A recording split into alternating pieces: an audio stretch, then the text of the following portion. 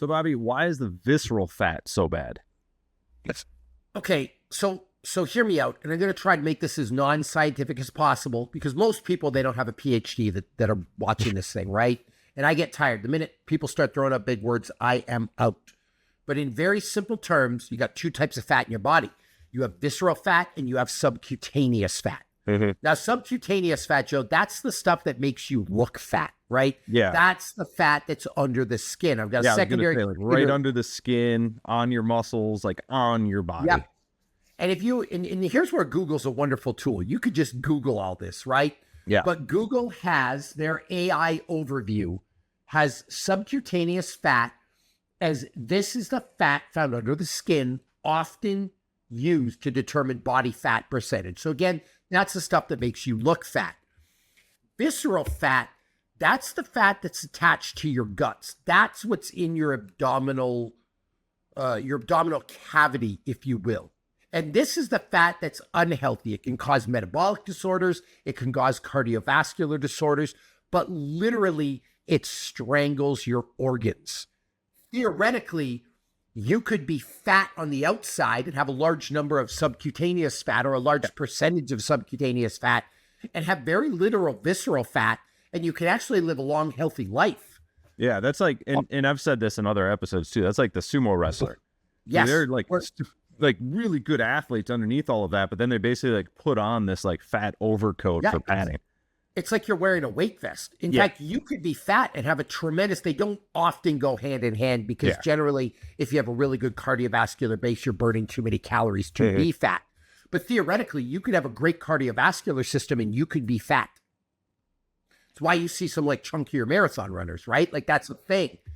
On the other hand, you could look fairly skinny, and you'll see this in people who've had alcohol addiction problems where they don't look like they're fat, but they have a ton of visceral fat, and they end up with like a fatty liver disease, right? So in short, visceral fat located around the organs in the abdominal category is considered belly fat. It's associated with increased risks of metabolic disorders and cardiovascular disease. And so the type of fat you want to really focus on losing is that visceral fat, because that's more than just about looks. Like, yes, I want to look good, but you know what I don't want to do? I don't want to die.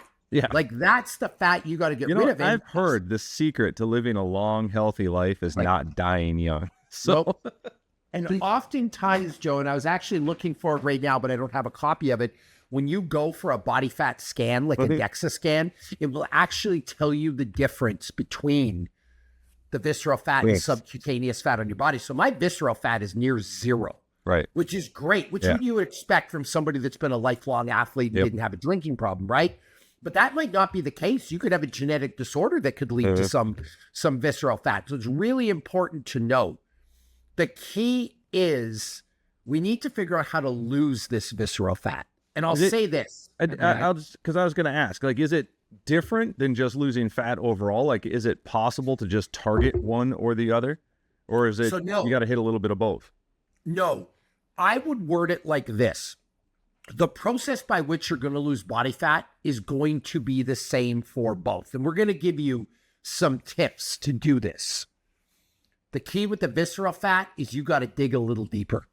For example, you could lose 15 pounds of subcutaneous body fat and not lose any visceral fat. Almost as if, like, think about it like this. The visceral fat is the last to go. That would be like a really good, to put it in layman's terms, not scientific. Now, it's not literally going to be the last to go. But picture like, you ever heard like your stomach is the first place you put on fat, but it's the last place it disappears from? Like you'll see guys with the ripped shoulders, the ripped arms, and then the love handle, belly, right? Yeah. Or not for like women, literally like the hips. It's the same thing. It's like the last place it'll come off. Kind of thing. Now, it's not literally... Yeah, it's not like they don't lose anything around the waist. It's just... But it's going to go at a slower rate. So the way to get rid of the visceral fat is like you got to dig deeper. Sure. That is the main key. So today, we're going to talk about some ways you can get rid of this visceral fat. And it's honestly not as hard as you think, but it's going to be a bit of a journey, all right? Sure. So the first step, Joe, is you need some type of sustainable meal plan. Yeah. Normally I call it a diet. Normally I call it you got to get your nutrition in order. But the reason I say sustainable in this sense, and that's not a phrase you've heard me use before, is if you're going to lose visceral fat, this isn't a 6-week get ready for a high school reunion type program. Yeah, this ain't get shredded for the summer and then bounce back in the fall. It's going to take you a while. You're going to have to be one-way trip. Yeah, you're going to have to be a calorie deficit for a while to get rid of this. This isn't a 3-month movie transformation. Like you could theoretically get ripped for a movie and not lose any visceral fat in a way. So it's got to be sustainable. It's got to be something you could do over a long period of time. And I would say sustainable is a calorie deficit of 300 to 500 calories. I think that is completely reasonable. If you're eating 3,000 a day, you drop to 2,700, you're fine. If you're eating 2,500 a day, you drop to 2,250 or 2,100, you're fine. Like, it's not a massive crash diet.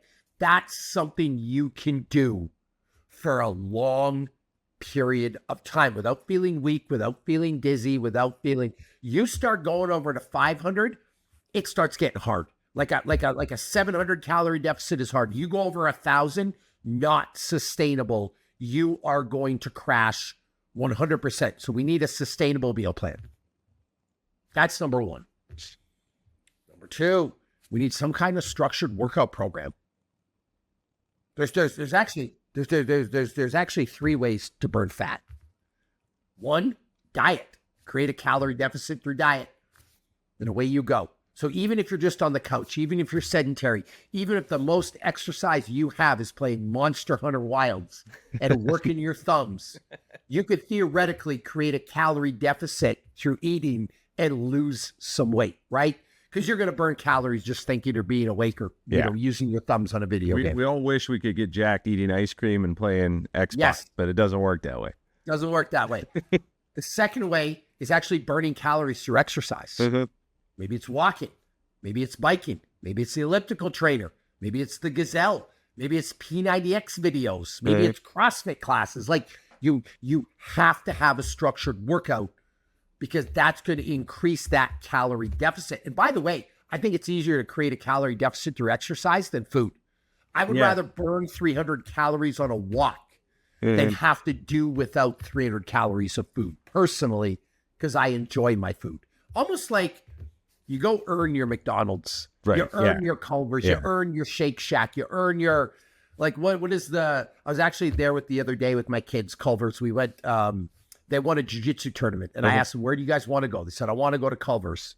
Theoretically, like I don't really want to eat. I shouldn't say theoretically, but that burger is 400 calories, 500 calories, 600 calories. Theoretically, I could have went for a 600 calorie run or a walk before Culver's, and then that burger is free. Yeah. Right? Yeah. I would rather do that and enjoy that with them than have to constantly cut and live like a monk. Yeah. Well, I think there's a behavior change to the nutrition side, and that's really hard for people. And I think a lot of people, especially, and we've both faced this, just posting information on social media, is that you'll post something, a tip, a trick, drink more water, get more sleep, the basic things. And someone comes out and says, the only thing that matters is a calorie deficit. And it's like, yes, yeah, that's true. But the problem is you can't just stop eating. There's behavioral things that go along with that. And people just completely count that out. And even with the behavior, I'll take it a step deeper. There's cultural. Yeah, 100%. Like I grew up in an Italian family. Every Sunday night was pasta night. We went to my grandmother's, and listen, Virginia Flora Sprague is not going to react well if you say no to like hand-rolled gnocchi.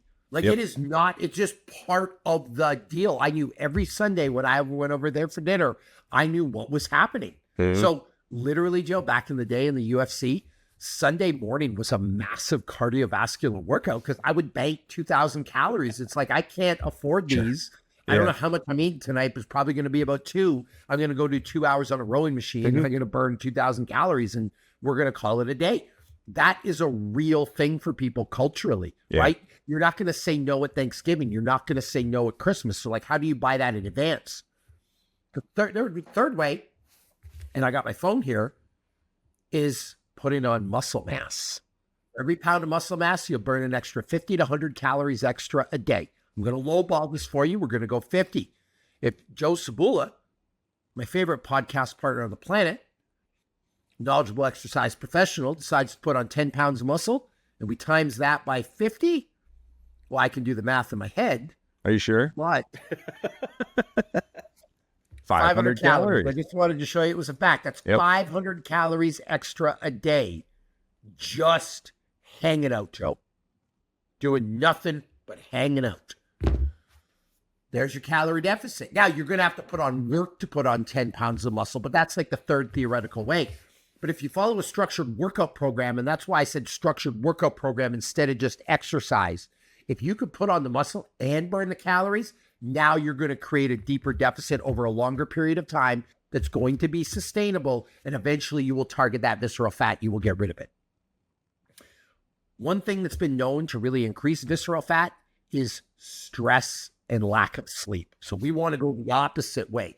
We want to de-stress and we want to sleep. I don't think you need 9 hours a night. I don't think you need 10. I don't even think, Joe, in some ways, I don't even think you need 8. But like, you certainly need more than you're getting right now. Yeah. Your 5 isn't cutting it. Your 6 isn't cutting it. Like, well, I'm going to say unless you're just like the picture of perfect health and like Shred City and just like unkillable, then keep doing what you're doing. But for anybody else, anybody who's like, hey, I need to lose fat, like that's low hanging fruit right there. Fix your sleep. You're going to need somewhere between 7 and I'm going to say 8.5 hours a night. Like that's probably reasonable. And listen, if you feel fine and great off 7, I'm not going to argue that 7's bad. Yeah. But you start getting below that, there starts to be a real problem. All right. There's actually, Joe, I was reading an interesting study where there's actually a correlation between lesser of a life expectancy and more sleep. But they're talking people that were sleeping like 9, 10 hours a night, which means they probably have some pre-existing medical condition anyway. But there's a certain point where you can like overdo sleep theoretically, but you can also underdo it. So that sweet spot, we'll call it somewhere 7 to 9 hours. I'll actually adjust that. Get more sleep. Yep. Final thing, drink more water. Yeah. Hydration is huge. Key to help flush you. It can help burn fat. It can help increase your metabolism. It can help make you feel more full. Right? That's huge. And especially if you're in a calorie deficit, being thirsty often feels like being hungry. Yes. The baseline recommendation is 1/2 ounce per pound of body weight a day. Or drink, half your pounds in ounces, like whatever that looks like. So if you're 200 pounds, you're drinking 100 ounces a day. If you're 180 pounds, you're drinking 90 ounces a day. So basically, weigh yourself and cut that in half. That's how many ounces you're having a day. I used to even simplify it more than that. Everybody, no matter who you are, how big, how small you are, you just drink a gallon of water a day. Call it even. Like, just call it even after that. But more water, the better. Now, if you could do this, you're going to see a massive change on the outside first. So this is back to the start of the podcast now. Yeah, because you can't just pick. You can't spot reduce. Yeah. The process is the same. You can't just target the visceral fat. You can't just target. The subcutaneous fat is literally, if you start doing this, that's the stuff that's going to melt off you. So I don't know how this works from a science perspective, Joe. And like everybody is different, to tell you the truth. But say you have like 30 pounds of excess fat on you that you got to lose. Maybe the first 10 pounds you lose is all subcutaneous.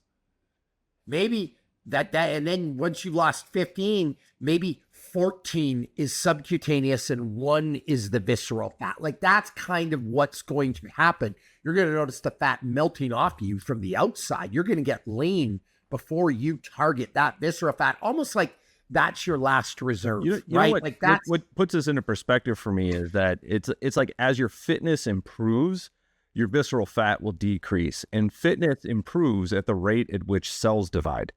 Like if you want a more efficient cardiovascular, respiratory system, if you want to build muscle, like it takes time for those cells to grow and divide. And so you have to allow for that. And given that, the visceral fat that's like just inherent in your organs isn't going to go anywhere until those cells grow and divide and change how they metabolize. And then that stuff's going to start falling off. So this is a slow process. I think it takes like 3 months for a muscle cell to divide. Like it's not a fast process. It can take a long time. So you're going to start you're going to start getting leaner. You're going to start looking better, feeling yourself, but you have to keep it up. And that's why I sent a structured workout program over time. Yep. And a sustainable meal plan, because I love that you mentioned, like, we need structured meal plans, right? We need a structured workout plan. You need structured sleep. Like, all of these things are like, you need structure, because you winging it the way that you've been winging it is how you got to the place that you are right now. And the opposite of winging it is structure. The other thing, I love the way you just put that, because this really put it into perspective of me with the structure. You can be a really good athlete, like you said, with a sumo athlete. Let yourself go for a couple of weeks and you can get a little chunky. Like put on 10 pounds of fat on vacation because you just whatever, right? It's the off season in the NFL. The lineman puts on 30 pounds, he comes back, he loses it. Okay.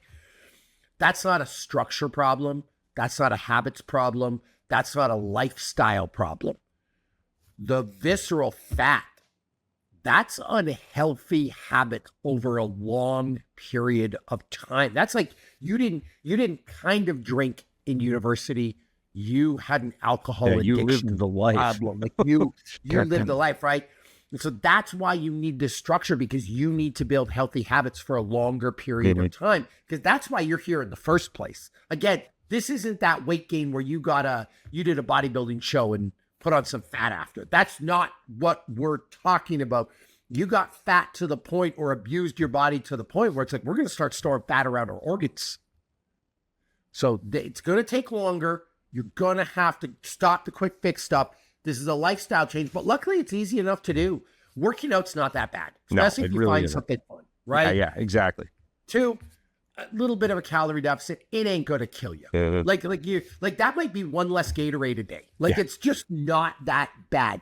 Getting a little more sleep.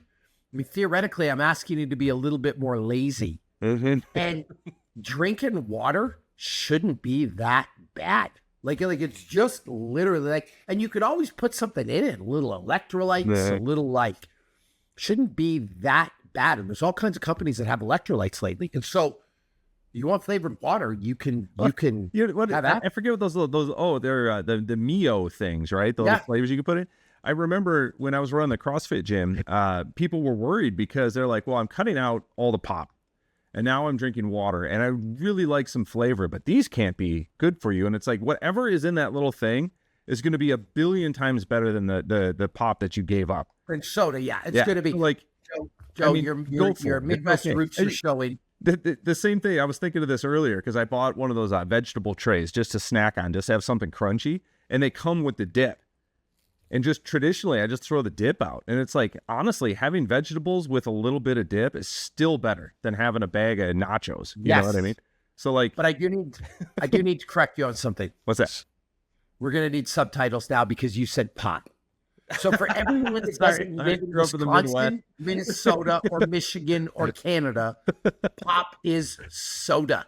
Coca-Cola, Pepsi, Mountain Dew, root beer. Oh my God. This is a little non sequitur here, but my daughter was thirsty the other day, and I told her there was a bubbler around the corner, and she looked at me like, a what? And I forgot. Bubbler is what we call a drinking fountain where I come from. Yes. So we need subtitles because my daughter did not grow up in that same place, so she don't know. So funny. I do that all the time because I'm from Canada. I'm like, hey, do you have any pop in here? And the people at the grocery store are like, a what? Yeah. And I'm like, pop. They're like, a popsicle? I'm like, no, like a Coca-Cola. The thing I drink, the polar bear. Anyway. That's how you're going to lose visceral fat. You got a little bit of bonus content. You got some cultural language breakdowns, courtesy of my Midwestern co-host. But that's how you're going to lose visceral fat. Remember, you can do this. It's going to be easier than you think, but it's also going to be longer than you think. And it's going to require some lifestyle changes. So if you like this type of content, please subscribe, hit that bell. Share it with your friends. I guarantee you have a couple of friends that have a lot of visceral fat that you can send this link to. You need to change your habits.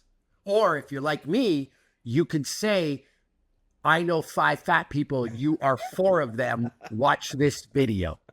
We'll see you next time.